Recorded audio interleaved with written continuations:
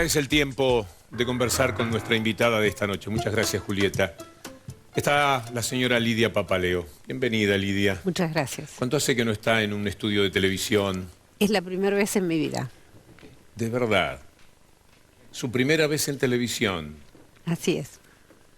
¿Por qué ahora, Lidia, después de tantos años? Es la pregunta aparentemente más ríspida que se permiten hacer desde lo que llamaríamos la otra vereda.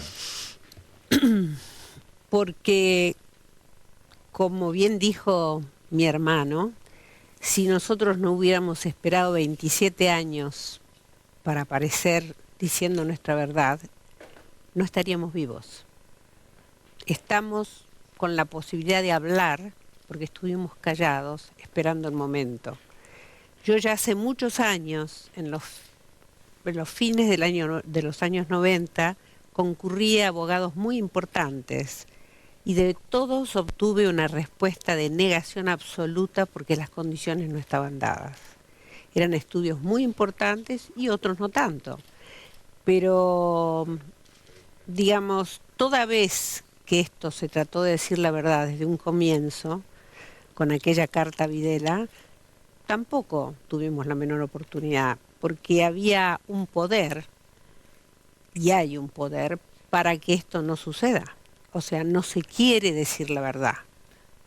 Quizás sea parte de esas dificultades, algo que ocurrió, que para mí es un hecho curiosísimo. Ricardo Molinas es uno de los hombres que yo más admiraba, y bueno, y admiro todavía. Pero él empezó una investigación en la cual decía todo como pensamos que fue, que había habido realmente una apropiación, que había habido una intimidación para que finalmente se hiciese el traspaso. Lo va diciendo, pero cuando llega al momento, que es lo que se usa en lo que llamaríamos la vereda de enfrente, él señala que el gobierno militar debió haber participado de otra manera, impidiendo que esto sucediese, pero liberaba a los diarios. Y a mí me parece que ahí tiene que haber ocurrido algo fuerte para que algo que era tan potente como argumentación de Ricardo Molinas cambiase hacia el final, aunque quedó muy claro todo lo que él pensaba durante el proceso. Yo le quiero presentar a nuestros telespectadores, si usted me permite, Lidia, qué es papel prensa, porque finalmente estamos hablando de papel prensa. ¿Qué es papel prensa? Lo va a presentar. En Argentina se utilizan 260.000 toneladas de papel para diarios. 170.000 los aporta Papel Prensa. El resto se reparten entre Papelera Tucumán e importadores de varios países. La planta de Papel Prensa se encuentra en la localidad de San Pedro, dentro de un predio de 150 hectáreas. Allí trabajan más de 500 empleados. Puede generar una hoja de papel continua a más de 1.000 metros por minuto. De las 170.000 toneladas de papel que fabrica por año, 100.000 las consume Clarín, 40.000 La Nación y las restantes 30.000 se venden a más de 130 diarios de todo el país. Papel Prensa pertenecía a la familia Greiber, pero en noviembre de 1976 pasó a manos del Estado argentino comandado por la Junta Militar. Luego Clarín, La Nación y La Razón compraron acciones. Actualmente, los dueños de Papel Prensa son: el Grupo Clarín posee el 49%, La Nación el 22,49% y el Estado argentino el 27,46%. Y en su corazón, Lidia, ¿qué es papel prensa? ¿Qué es papel prensa para mí hoy? Papel prensa, cuando yo la conocí, no sabía bien qué era.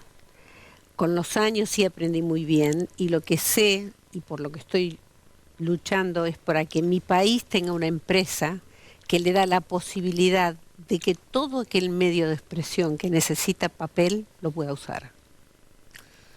El diario Clarín tituló en estos 2 o 3 últimos días que usted había declarado que había hecho el traspaso, había firmado, no estando presa.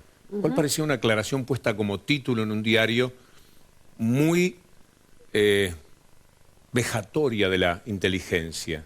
Usted no estaba detenida en el momento que hizo el traspaso. No, eso no significa que estaba en situación de libertad. No estaba dentro de una prisión. no estaba dentro de una cárcel, pero estaba amenazada desde la muerte de mi marido, a partir de la muerte de mi marido, estaba amenazada permanentemente, y cuando llegué a mi país el 16 de septiembre de 1976, me encontré con diarias visitas de personas sumamente importantes que nos decían que debíamos vender todos nuestros bienes porque estábamos mal vistos para el Estado, por la Junta Militar, y además que no teníamos ninguna posibilidad de elección. Por ejemplo, el presidente de Papel Prensa, que era un empleado de mi esposo, me citó en un lugar y me informó a quién debía vender, dado que la orden era no extranjeros, no colectividad judía, y que ya tenía que hacerse todo en forma muy rápida. Hubo mucha gente. Manrique le dijo lo mismo a mi cuñado. Posteriormente yo fui al velatorio de su esposa, donde me repitió exactamente lo mismo. Mirá, deben vender todo ya porque ustedes no tienen ninguna posibilidad. Esto acompañado de todos los días, sobre todo, por ejemplo, la revista Somos y otros medios como Gente y otros también, que nos hostigaban tratándonos obviamente de ladrones, estafadores, etcétera. Como no la iba a aconsejar Manrique, estamos hablando de meses que van entre la muerte de su esposo en agosto Entre sí. y noviembre. El 15 de septiembre, según la investigación de Ricardo Molinas, reconoció Macera y también Martínez de Oz que ya ellos creían que los Greiber tenían vinculación con los montoneros. En ese periodo en el que Manrique y también un señor Martínez Segovia le aconsejaban que vendiese porque la situación iba a ser irresistible, se leía en los diarios de entonces, octubre, vamos a ver, una cronología que es muy interesante. En agosto muere el señor Greiber en un accidente. No. No un accidente, según Lidia. La Nación publica el 11 de octubre de 1976, lo implican el grupo Greiber en una quiebra fraudulenta. Octubre 15 de 1976, lo acusan de actividades ilegales e impune. Octubre 22 de 1976, la columna editorial del diario pide que lo investiguen. La Nación, 24 de octubre del 76, lo involucran en un gigantesco fraude. Clarín, 28 de octubre de 1976, lo acusan de recibir ventajas y privilegios. 2 de noviembre, 5 días después, ¿qué fue lo que ocurrió el 2 de noviembre, Lidia? Yo firmé una documentación que nunca leí de la venta de Papel Prensa. En realidad, de las acciones B y C. Nunca firmamos llamativamente las acciones A, que eran las más importantes, que en parte estaban en Galería de Vinci y en parte con en el nombre del señor Vianover. ¿Cuánto recibió por lo que se llama El 0,75% del valor. Es decir, se dio una seña en ese momento de $7.200 y el precio que ellos habían puesto al bien era de $960.000. O sea, la llave eran $7.000. Que se depositó en una escribanía y que nosotros nunca lo vimos. Necesitaban tiempo, presumo, porque esos 3 meses fueron de constante actividad, asambleas, etcétera. ¿Usted recuerda alguna asamblea? Recuerdo que hubo asambleas en las cuales no estuve. Dicen que estuve, pero yo no estuve en ninguna. No fue yo en esa conocí Papel Prensa cuando fui a esta asamblea del 20 de mayo. ¿Fue en esa asamblea o fue el 2 de noviembre que usted conoció a Mañeto? El 2 de noviembre. ¿Cómo fue ese encuentro? Nosotros fuimos, los padres de mi marido y su hermano, a un lugar del diario La Nación, que era un lugar muy amplio, en la tarde, casi noche, y nos sentaron separadamente. O sea, el lugar era muy amplio, así que por un lado estaban mis suegros, mi cuñado y yo estaba en otro lugar cerca de una mesa donde se me acercó un señor que se presentó, que era el señor Mañeto, y me dijo que tenía que firmar o íbamos a perder la vida mi hija y yo, que no me quedaba otra alternativa. Y yo no dudé que era cierto en ningún momento, porque ese hombre tuvo la mirada que marcó definitivamente el dolor en mi vida y la pérdida y la amputación de 6 años de mi vida. Ese hombre tenía toda la violencia del poder, toda la violencia de decirme, usted es nadie para nosotros, ninguno es nadie, nosotros podemos avanzar como queremos. Lidia, permítame retrotraerme antes de avanzar e ir hasta marzo y ver cómo lo que continúa a la última firma suya, igual que lo que la precede, para quien le habla por lo menos, son parte de la evidencia de que el gobierno militar siempre pensó, desde septiembre, como lo dijo Macera, del 76, que ustedes tenían alguna relación con los montoneros.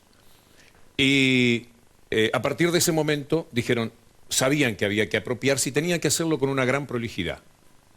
Si ahora está en discusión, imaginen ustedes lo que hubiera sido efectivamente con Lidia Papaleo presa o Llanover preso, que se hubiera hecho la firma de los traspasos. Lo que quiero decir es que esta secuencia de notas que tenemos de octubre, de inmediatamente previo al 2 de noviembre, esta presión periodística tremenda, que me parece que es parte de una tortura, no debe ser fácil que con su marido muerto 2 meses antes a usted permanentemente la sacudieran así. ¿Sabe?